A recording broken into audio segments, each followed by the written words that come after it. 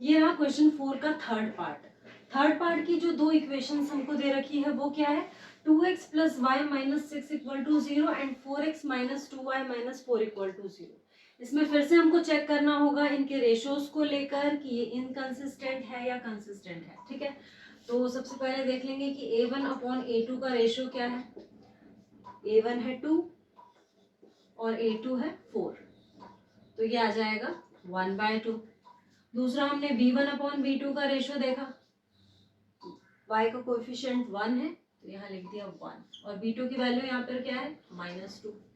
ये 1/2 है, ये -1/2 है, दोनों नॉट इक्वल आ गए। अब c1 और c2 का भी रेशियो निकाल लो, ये क्या हो जाएगा -6 अपॉन -4, तो ये हो जाएगा 3/2। तीनों के रेशियोज अगर हम देखें तो तीनों नॉट इक्वल है। a1 upon a2 is not equals to b1 upon b2। ठीक है, यहीं पे नॉट इक्वल हो गया। तो ये जो नॉट इक्वल की कंडीशन होती है वो किसकी होती है, कंसिस्टेंट की।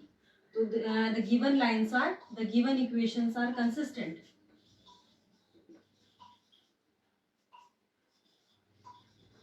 The given pair of linear equations are consistent. अब अगर कंसिस्टेंट है तो हमको इसका ग्राफ ड्रॉ करना पड़ेगा। ग्राफ ड्रॉ करना पड़ेगा, उसके पहले हमें इसका एक टेबल बनाना पड़ेगा।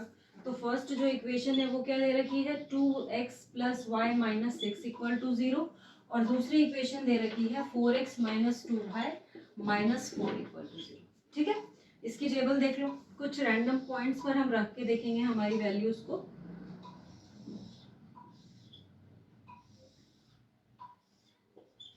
ये रहा x और ये y। सबसे पहले हम किस पे चेक करते हैं, 0 पे। अगर हमने x को 0 रख दिया तो y की वैल्यू क्या आ जाएगी 6। x को 0 रख दिया तो y आ गया 6।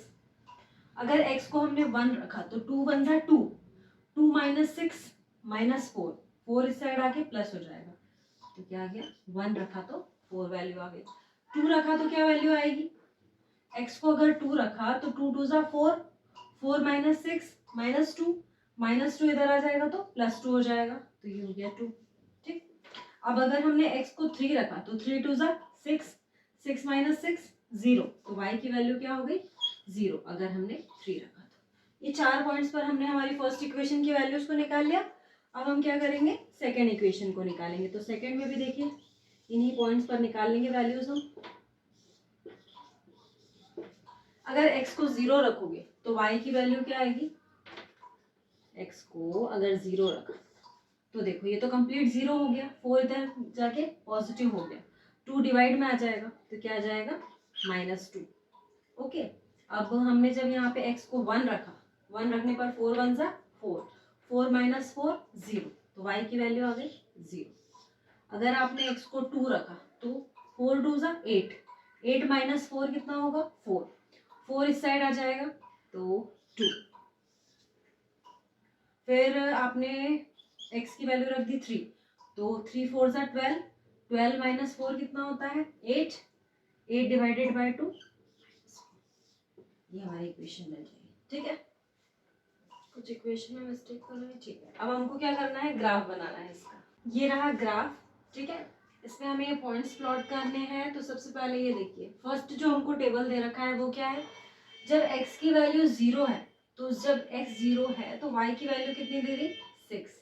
ठीक, जब x की वैल्यू 1 है तो y कितना है 4, तो ये रहा 4 और ये रहा 1, यहाँ पर मार्क हो जाएगा। ठीक, फिर जब x की वैल्यू 2 है तो y की वैल्यू कितनी आ रही है 2, तो ये रहा ग्राफ। x की वैल्यू जब 3 है तो y आ रहा है 0, ये हमारी एक स्ट्रेट लाइन हो जाएगी। अब दूसरी देखिए, जब आपने x की वैल्यू 0 रखी तो कितना आ रहा है -2, x 0 है तो y आ रहा है -2। ठीक, जब x की वैल्यू 1 रखी तो y आ रहा है 0।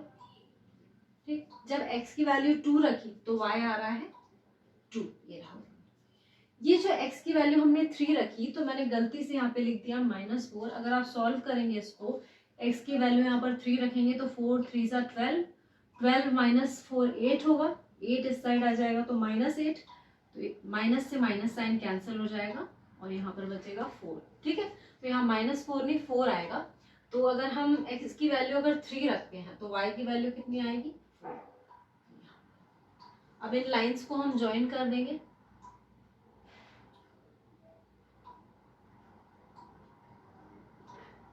ये लाइन भी ज्वाइन कर देंगे सेकेंड वाली।